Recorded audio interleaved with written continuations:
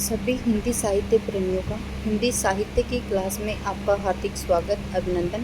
हम पढ़ रहे हैं यूथ कंपटीशन टाइम्स बुक। इसके अंतर्गत पढ़ रहे हैं प्रयोगवाद से संबंधित महत्वपूर्ण क्वेश्चन आंसर। प्रयोगवाद के अंतर्गत ही आता है एक और वाद, नकेनवाद, जिसे प्रपद्यवाद भी कहा जाता है। आज की क्वेश्चन की श्रृंखला हम शुरू करते हैं। इनमें से किस कृति की रचना का आधार कठोपनिषद है? देखिए, किस कृति की रचना का आधार क्या है? कठोपनिषद है, अंधायुग है, आत्मजयी है, महाप्रस्थान है, आर्यावर्त। देखिए, आत्मजयी रचना है 1965 की है और किसकी है? कुंवर नारायण जी की। ठीक है, किसकी है? कुंवर नारायण जी की। 1965 की जो रचना है आत्मजयी, ये कुंवर नारायण जी का एक प्रबंध काव्य है जो कि कठोपनिषद के जो नाचिकेता प्रसंग है उसके ऊपर आधारित है। जब ये मैंने पिछली क्लास में भी आपको एक क्वेश्चन करवाया था तो मैंने आपको बताया था कि पूछा जा सकता है कि किस कृति की रचना का आधार क्या है? कठोपनिषद है। ठीक है, या नचिकेता का प्रसंग से आधारित है, तो ये आ सकती है आपकी आत्मजयी रचना। ठीक है, देखते हैं इसकी व्याख्या। कुंवर नारायण का जन्म कब है? 1927 में। मैंने आपको बताया था कि नारायण को हमें नहीं सताना चाहिए। 27 कृति जो आत्मजयी है उसका आधार क्या है? कठोपनिषद। जबकि जो धर्मवीर भारती की कृति है अंधायुग, इसका संबंध क्या है? महाभारत के अवसान के बाद की स्थिति है। अंधायुग क्या है? महाभारत के जो अवसान की बाद की जो स्थिति है वो है। और जो धर्मवीर भारती की अन्य रचनाएं हैं, गुल की बन्नो 1955 है इनकी, सावित्री नंबर 2 1962 है, मरीज नंबर 7, यह मेरे लिए नहीं, ये इनकी रचना है। किसकी? धर्मवीर भारती जी की। ठीक है, महाप्रस्थान है वो नरेश मेहता का एक खंड काव्य है। नरेश मेहता की अन्य रचनाएं हैं संशय की एक रात जो 1962 की है, सबरी, और उसके बाद में है प्रार्थना पुरुष जो 1985 का है। जबकि आर्यावर्त है ये मोहनलाल महतो वियोगी की रचना है। अगला क्वेश्चन है, देखिए, इनमें से किस कृति की रचना का आधार कठोपनिषद है? एक ही क्वेश्चन है और दोनों अलग अलग परीक्षाओं में है। देखिए, ये किस में है? यूपी पीसीएस जीआईसी 2017 और ये है जीआईसी प्रवक्ता भर्ती परीक्षा 2017। ठीक है, पूछे गए 2017 में है, लेकिन अलग अलग परीक्षाओं में पूछे गए। देखिए, आत्मजयी कब की है? अभी मैंने बताया आपको 1965 की है। किसकी कृति है? तो ये कुंवर नारायण की कृति। ठीक है, किसके ऊपर आधारित है? तो कठोपनिषद पे आधारित है। आत्मजयी एक प्रबंध काव्य है। कुंवर नारायण की अन्य रचना है चक्रव्यूह। कुंवर नारायण जी की अन्य रचना है चक्रव्यूह जो 1956 है। परिवेश हम तुम 1961 है। अपने सामने 1979 है। कोई दूसरा नहीं 1993। इन दिनों और वाद सरवा के बहाने, ये इनका एक प्रबंध काव्य है। क्या है ये?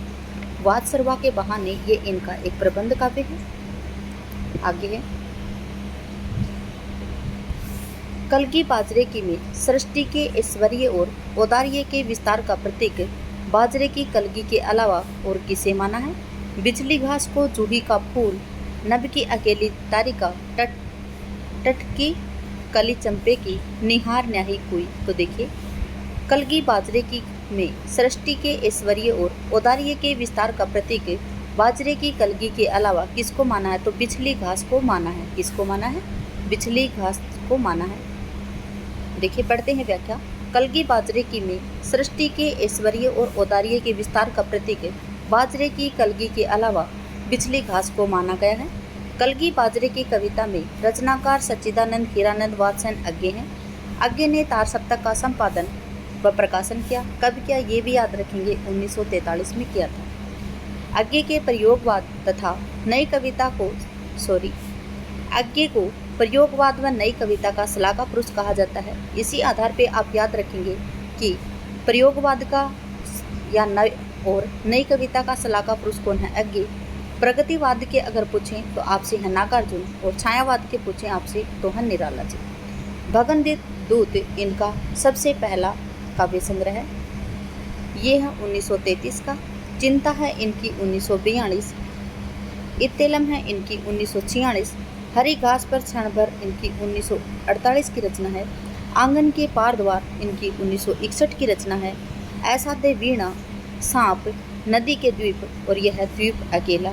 नदी के द्वीप इनकी 1951 की रचना है। देखिए, याद रखेंगे, ऐसा दे वीणा एक इनकी लंबी कविता है जिसके अंतर्गत इनमें अहम का विसर्जन बताया गया है। क्या है?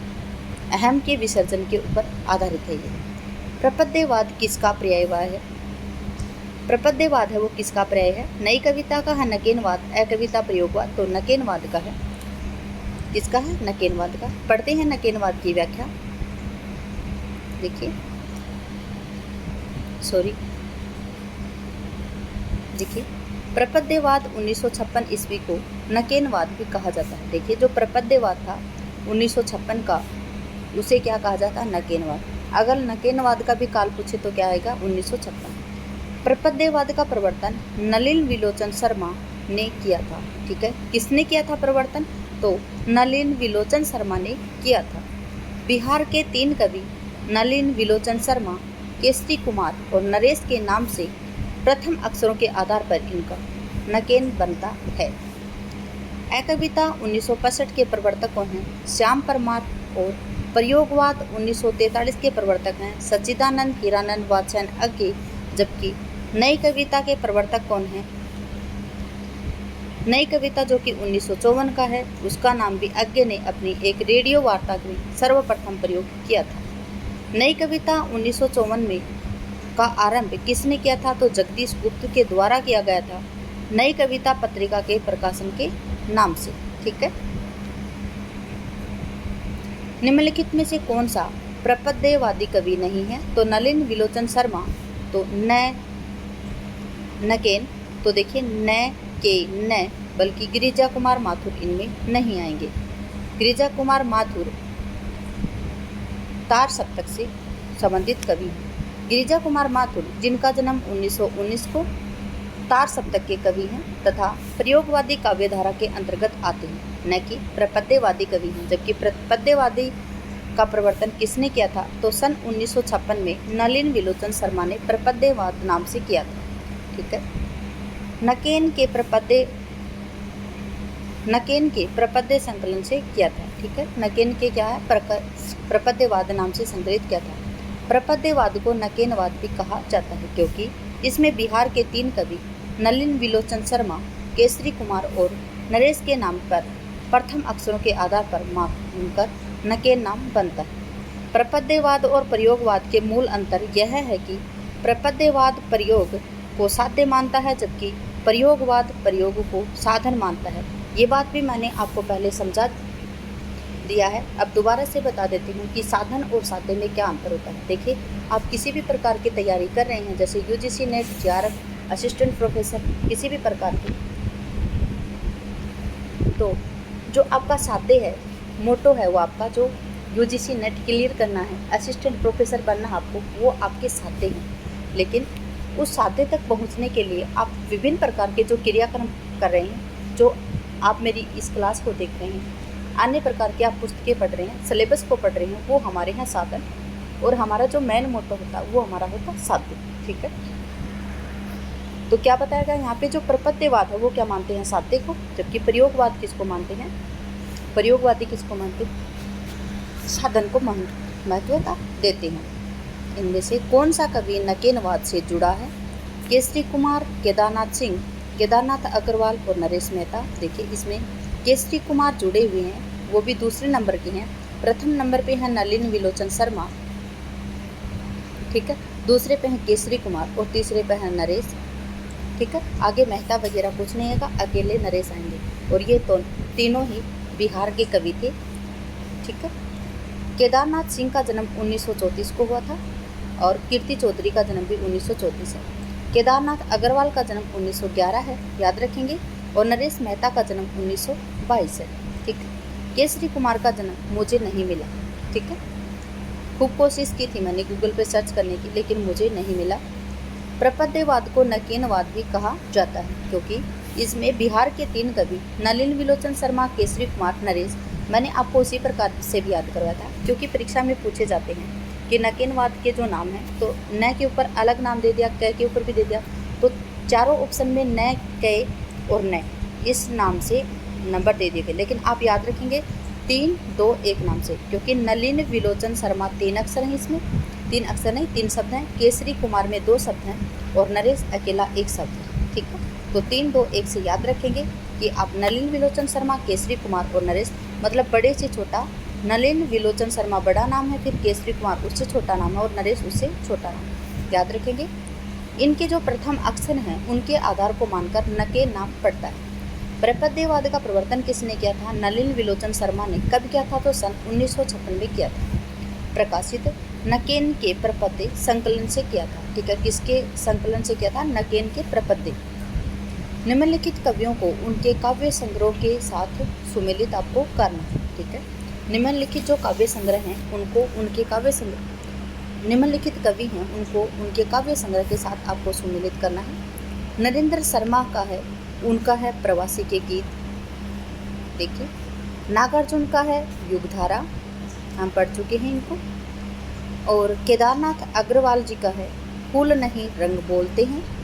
जबकि भवानी प्रसाद मिश्र जी का है बुनी हुई रस्सी। रचनाकाल भी बता देती हूँ आपको। प्रवासी का गीत है, इसका रचनाकाल देखिए, नरेंद्र शर्मा की है प्रवासी का गीत और इसकी है 1938। फिर है नागार्जुन की युगधारा, इसका है 1953।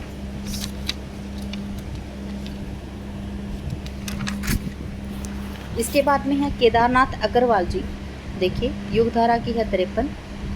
केदारनाथ अग्रवाल जी, केदारनाथ अग्रवाल की है फूल नहीं रंग बोलते हैं, तो 65 है इनकी रचना।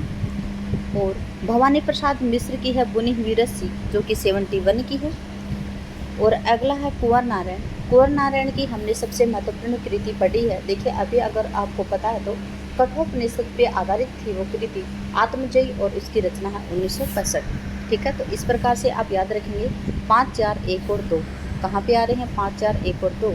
तो देखिए 5, 4, 1 और 2 आपके सी ऑप्शन में आ रहे हैं। ठीक है, देखते हैं आगे इनकी कवि और लेखक। काव्य संग्रह इस प्रकार से वर्ष ये दिए गए हैं। नरेंद्र शर्मा का है प्रवासी के गीत, जो कि 1938 का है। नागार्जुन की है युगधारा, जो 1953 की है। अगला है केदारनाथ अग्रवाल जी का है फूल नहीं रंग बोलते, 1965।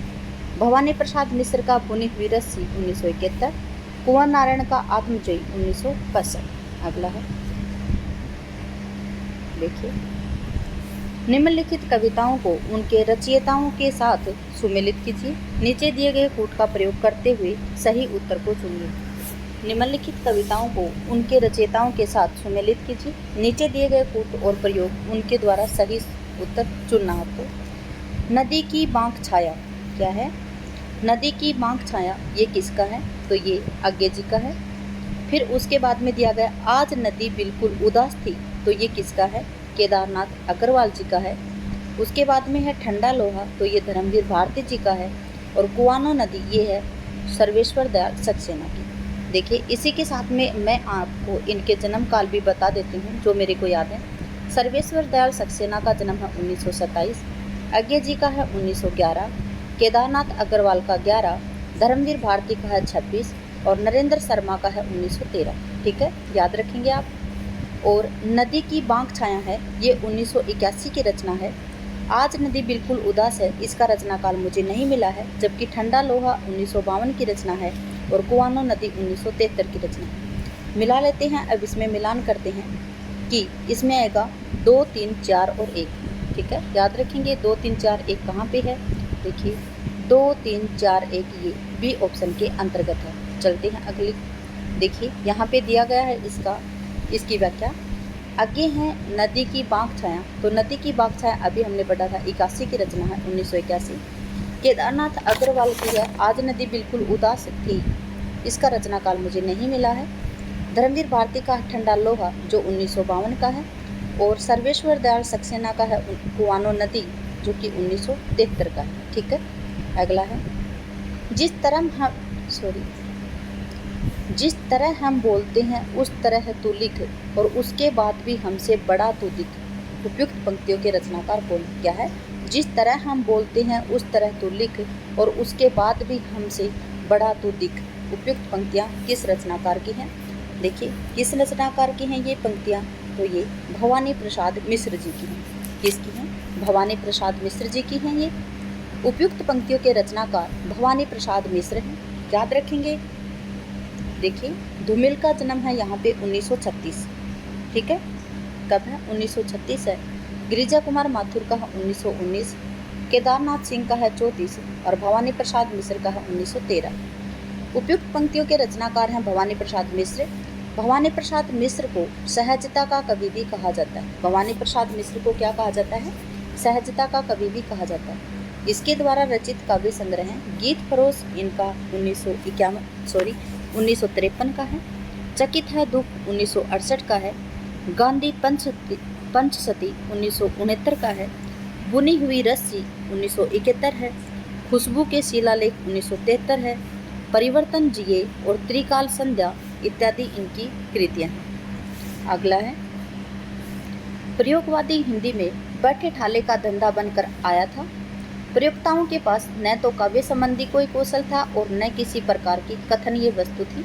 यह कथन इनमें से किसका है? तो ये डॉक्टर नंद दुलारे वाजपेयी जी का कथन है। किसका? नंद दुलारे वाजपेयी का कथन है कि जो प्रयोगवादी, यहाँ पे कहने की बात यही है कि प्रयोगवादी है वो हिंदी में बैठे ठाले का धंधा इन्होंने कहा है। प्रयोगवाद को हिंदी में बैठे ठाले का धंधा किसने कहा है? तो ये नंद दुलारे वाजपेयी जी ने कहा है। अगला क्वेश्चन है, प्रयोगवाद हिंदी में बैठे ठाले का धंधा बनकर आया था। प्रयोक्ताओं के पास न तो काव्य संबंधी कोई कौशल था और न ही किसी प्रकार की कथनीय वस्तु थी।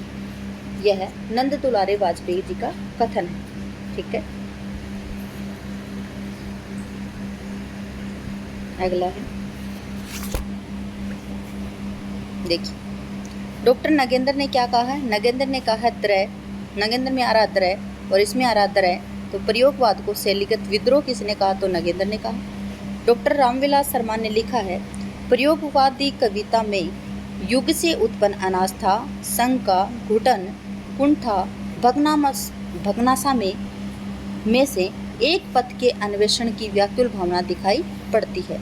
ये कवि एक नए मार्ग का अनुसंधान करने के लिए व्याकुल हुए हैं, ठीक है। आगे है, शुद्ध कला के पार की कहते हैं उस पार की। क्या है? शुद्ध कला के पार की कहते हैं उस पार की। पंक्ति के रचयिता कौन है? तो पंक्ति के रचयिता हैं रामविलास शर्मा, ठीक है। यहाँ पे रामधारी सिंह दिनकर आए हैं, इनका जन्म 1908 है। नागार्जुन 1911 है। मुक्तिबोध 17 है और रामविलास शर्मा इनका जन्म 1912 है। शुद्ध कला के पार की कहते हैं उस पार की पंक्ति के रचयिता रामविलास शर्मा। यह पंक्ति उनकी कविता सत्यम शिवम सुंदरम की है। सत्यम शिवम सुंदरम कविता तार सप्तक में संकलित की गई थी, जिसको संपादन अज्ञे ने किया था। जिसका संपादन किसने किया था? अज्ञे जी ने किया था, जो 1943 ईस्वी में प्रकाशित हुई थी। रामविलास शर्मा जी का जन्म उन्नाव, उत्तर प्रदेश में अक्टूबर 1912 में हुआ था। इन्होंने 1970 में निराला की साहित्य साधना के लिए साहित्य अकादमी पुरस्कार से सम्मानित किया गया था। क्या था? निराला जी की जो साहित्य साधना है उस नाम से इन्होंने रचना रचित की थी और 1970 में इन्हें साहित्य अकादमी पुरस्कार से सम्मानित किया गया था।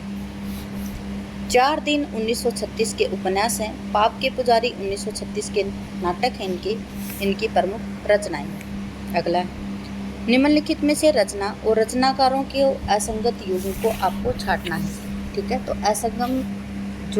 असंगत युग्म है वो कौन है? हे मेरी तुम केदारनाथ अग्रवाल की बिल्कुल ठीक है। फूल नाम है एक त्रिलोचन की है। नीली रेखा तक भवानी प्रसाद मिश्र जी की है। लोग भूल गए शमशेर बहादुर सिंह की है, बिल्कुल गलत है ये। लोग भूल गए शमशेर बहादुर सिंह की नहीं है ये रघुवीर शाही की है। किसकी? रघुवीर सहाय जी की है ये, ठीक है। देखते हैं अगली रचना, अगली व्याख्या। लोग भूल गए शमशेर बहादुर सिंह असंगत युग्म है। लोग भूल गए हिंदी के विशाल साहित्यकार रघुवीर सहाय के रचित कविता संग्रह है, जिसके लिए उन्हें सन 1984 में साहित्य अकादमी पुरस्कार दिया गया था। किसके लिए? लोग भूल गए हैं के लिए। अगला है निम्नलिखित काव्य ग्रंथों का सही अनुक्रम बताना है आपको। देखिए, उदिता कब की रचना है? तो 80 की है। चांद का मुंह टेढ़ा 64 की है। चिंता 40 की है शायद। चिंता कब की है?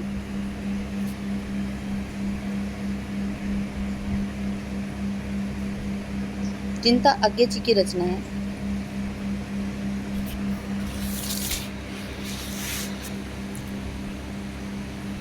एक मिनट आपको रुकना पड़ेगा इसके लिए, क्योंकि चिंता में कंफ्यूज है। इसमें इसकी व्याख्या में 1924 दिया गया है, जबकि 1924 नहीं आना चाहिए।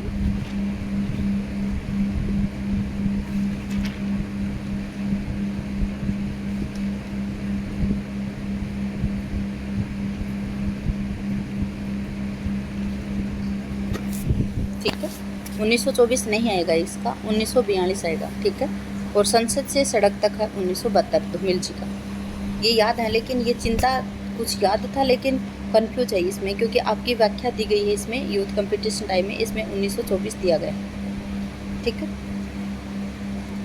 चलिए देखते हैं। तो पहले आएगी चिंता, फिर उसके बाद में आएगी चांद का मुंह टेढ़ा, संसद से सड़क और उदिता। ठीक है, चिंता 3, 2, 4 और 1, 3, 2, 4, 1 डी ऑप्शन में आ रहा आपका, और आंसर भी आपका डी ही आएगा। चिंता देखिए यहाँ पे 1924 दी गई है, याद रखेंगे आप। 1924 नहीं है ये, 1942 है। कब की है? 1942। चांद का मुंह टेढ़ा 1964 मुक्तिबोध जी की है। संसद से सड़क तक धूमिल जी की है 1972 की, और उदिता 1980 शमशेर बहादुर सिंह की है। याद रखेंगे, ये मानवीय भूल है, हो जाती है टाइपिंग मिस्टेक, इसको आप दिल से नहीं लगाएंगे। इधर वह कविता मेरा पिंड नहीं छोड़ रही थी, अगर यह कविता भावावेशपूर्ण होती तो एक बार उसकी आवेशात्मक अभिव्यक्ति हो जाने पर मेरी छुट्टी हो जाती। यह उद्धरण निम्नलिखित में से किससे लिया गया है? देखिए, दोबारा से पढ़ते हैं इसको। इधर वह कविता मेरा पिंड नहीं छोड़ रही है, अगर यह वह कविता भावावेशपूर्ण होती तो एक बार उसकी आवेशात्मक अभिव्यक्ति हो जाने पर मेरी छुट्टी हो जाती। यह उद्धरण निम्नलिखित में से किससे लिया गया है?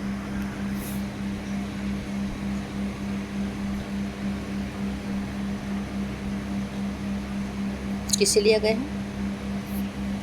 डबरे का सूरज का बिंब, तीसरा क्षण, हाशिए पर कुछ नोट्स, एक लंबी कविता का अंत। ये डी ऑप्शन से लिया गया है। किससे? एक लंबी कविता का अंत। क्या है कि इधर वह कविता मेरा पिंड नहीं छोड़ रही है, अगर वह कविता भावावेशपूर्ण होती तो एक बार उसकी आवेशात्मक अभिव्यक्ति हो जाने पर मेरी छुट्टी हो जाती। यह उद्धरण किसका है? तो ये एक लंबी कविता का अंत का है। ठीक है, और किसकी है ये रचना? मुक्तिबोध जी की रचना है। मुक्तिबोध जी की अन्य रचना है अंधेरे में, ब्रह्म राक्षस, अंतःकरण का आयतन और भूल गलती। अंधेरे का पहला प्रकाशन कल्पना में 1964 आशंका के द्वीप अंधेरे नाम से हुआ था। अगला है 795 क्वेश्चन। असाध्य वीणा अज्ञे की किस कविता संग्रह में संग्रहित है? देखिए, जो असाध्य वीणा है वो किस कविता संग्रह में संग्रहित है? तो ये आंगन के पार द्वार में संग्रहित है। किसमें है?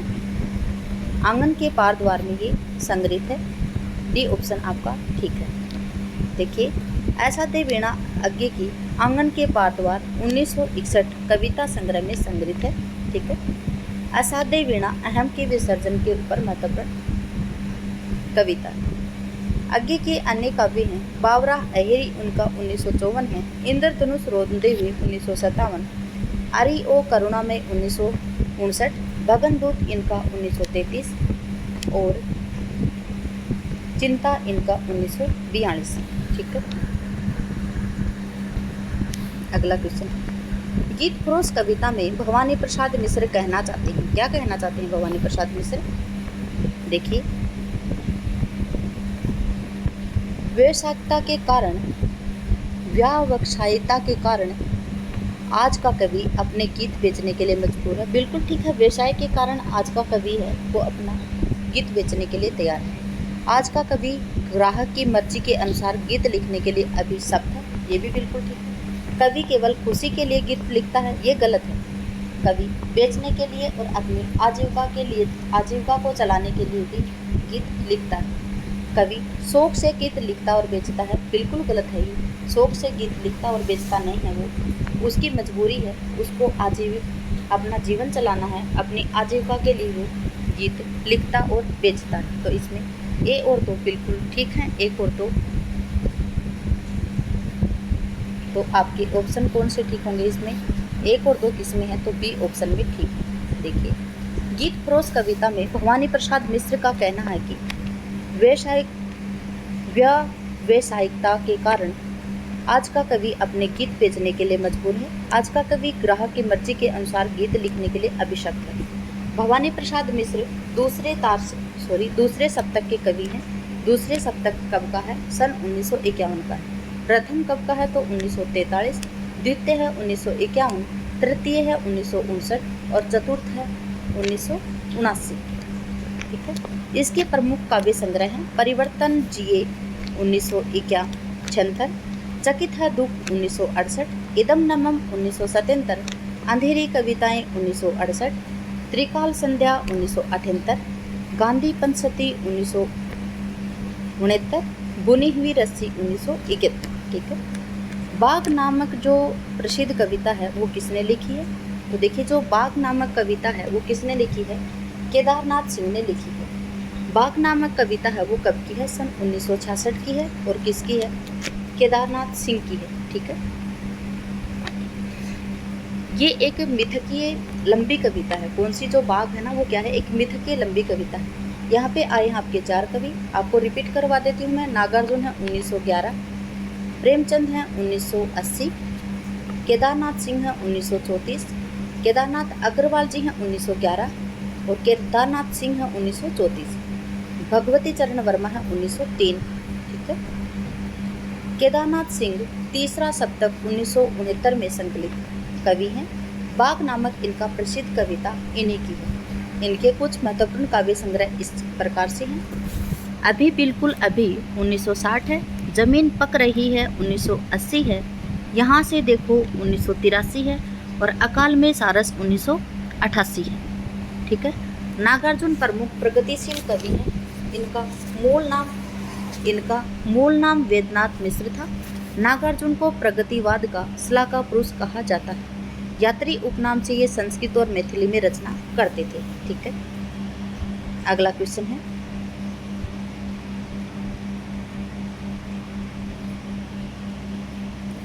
चकमक की चिंगारियाँ किस रचनाकार की कविता है? देखिए, चकमक की जो चिंगारियाँ हैं वो किस रचनाकार की कविता है? तो ये है गजानंद माधव मुक्तिबोध जी की। जो चकमक की चिंगारियाँ हैं वो किस रचनाकार की कविता है? तो ये है गजानंद माधव मुक्तिबोध जी की। देखिए, व्याख्या है इसकी। चकमक की चिंगारियाँ गजानंद माधव मुक्तिबोध की कविता है। यह चांद का मुँह टेढ़ा जो 1964 का है, काव्य संग्रह में संग्रहित है। मुक्तिबोध की अन्य प्रमुख कृतियाँ हैं चांद का मुँह टेढ़ा है 1964 है, भूरी भूरी खाक दूर 1980, जबकि इनकी चर्चित कविताएं हैं अंधेरे में ब्रह्म राक्षस, अंतःकरण का आयतन और भूल गलती। जबकि रामस्वरूप चतुर्वेदी ने लिखा है मुक्तिबोध का काव्य संकलन चांद का मुँह टेढ़ा है एक बड़े कलाकार की स्केच बुक लगता है। देखिए, मुक्तिबोध का जो काव्य संकलन है चांद का मुँह टेढ़ा है वो एक बड़े कलाकार की स्केच बुक लगता है। अगला है, पश्चिम का अंधानुकरण करने की कोई ज़रूरत नहीं है, पर पश्चिम के विरोध के नाम पर मध्यकाल में तिरस्कृत मूल्यों को भी अपनाने की ज़रूरत नहीं है। किसके द्वारा कहा गया? किसने कहा है ये? तो ये धर्मवीर भारती ने कहा है। क्या कहा धर्मवीर भारती ने? कि पश्चिम का अंधानुकरण करने की कोई ज़रूरत नहीं है, कि जो पश्चिमी है, जो चाल चलन है या संस्कृति है, उसका अंधानुकरण मतलब अंधे होकर उसका अनुकरण करना ये ज़रूरत नहीं है, पर पश्चिम का विरोध के नाम से मध्यकाल में तिरस्कृत मूल्यों को अपनाने की ज़रूरत भी नहीं है। ठीक है। पश्चिम का विरोध भी नहीं करना है और उसका अनुकरण भी नहीं करना है। किसका कथन है ये? धर्मवीर भारती जी का कथन है। ठीक है। अगला है, पश्चिम का अंधानुकरण करने की कोई ज़रूरत नहीं है, पर पश्चिम का विरोध के नाम पर मध्यकाल के में जो तिरस्कृत मूल्यों को भी अपनाने की ज़रूरत नहीं है। उपयुक्त कथन डॉक्टर धर्मवीर भारती जी का है। अंधा युग गीति नाट्य के लेखक धर्मवीर भारती हैं। अंधा युग 1955 में स्वतंत्रता के बाद भारत में आई जो मूल्यहीनता के प्रति चिंता है और उसका बल पूर्व और पश्चिम के मूल्यों, जीवन शैली और मानसिकता के संतुलन पर है। अगला है, सर्जना के क्षण किसकी कविता है? क्वेश्चन पूछा गया आपसे, जो सर्जना के क्षण है वो किसकी कविता है? तो ये अज्ञे जी की कविता है। किसकी कविता है? अज्ञे जी की। देखिए, सर्जना के क्षण कविता अज्ञे जी की है। अज्ञे को प्रयोगवाद और नई कविता का सलाहका पुरुष कहा जाता है। अज्ञे को प्रयोगवाद और नई कविता का सलाहका पुरुष कहा जाता है। नागार्जुन को प्रगतिवाद का सलाहका पुरुष कहा जाता है, जबकि छायावाद का सलाहका पुरुष निराला जी को कहा जाता है। इनकी अन्य चर्चित कविता हैं ऐसा देवीणा, कलगी बाजरे की, सांप नदी के द्वीप, हरी घास पर क्षणभर, शब्द और सत्य इत्यादि। ठीक है, इसी के साथ करते हैं हम क्लास का समापन। कक्षा में बने रहने के लिए आपका धन्यवाद। दिन शुभ रहे। जय हिंद, जय भारत, जय जवान, जय किसान।